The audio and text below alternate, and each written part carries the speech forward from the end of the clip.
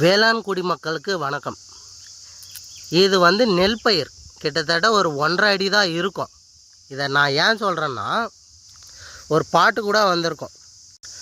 முக்காமலம் நெல் பயிர் 30 கஜம் தண்ணி கிணறு அப்படின்னு ஒரு பாட்டு வந்திருக்கும். அந்த பாட்டுக்கு தகுந்த மாதிரி இந்த நெல் பயிருக்கு நம்ம எவ்வளோ தண்ணி விட்டாலும் தண்ணி அடுத்த நாள் காஞ்சிரும். ஏன்னா தண்ணியை அளவுக்கு அதிகமாக குடிக்குது. அதே நம்ம முன்னோர்கள் நம்மளுடைய பாரம்பரிய நெல் வகைகள் பார்த்திங்களான்னா அவ்வளோ தண்ணி குடிக்காது.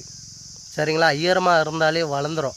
இயற்கையான முறையில் நம்ம விவசாயம் செஞ்சு எடுக்கக்கூடிய நெல் பயிரில் நமக்கு தேவையான ஊட்டச்சத்துக்கள், உடலுக்கு ஆரோக்கியமான சத்துக்கள் எல்லாமே கிடைக்கும். ஆனால் நாம் இப்போ 2026 நெல்லை நம்ம கடையிலேருந்து தான் வாங்குகிறோம்.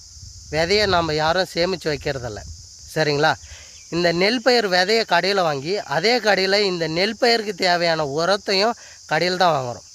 இதுக்கு பின்னாடியும் ஒரு அரசியல் இருக்குது. சரிங்களா? அரசியல் இல்லாமல் ஒரு வாழ்வியலே கிடையாது. அதனால தான் நம்முயிர் அண்ணன் செந்தமிழன் சீமான் அவர்கள் அரசியல் நம் வாழ்வியல்னு சொல்கிறாரு. சரிங்களா?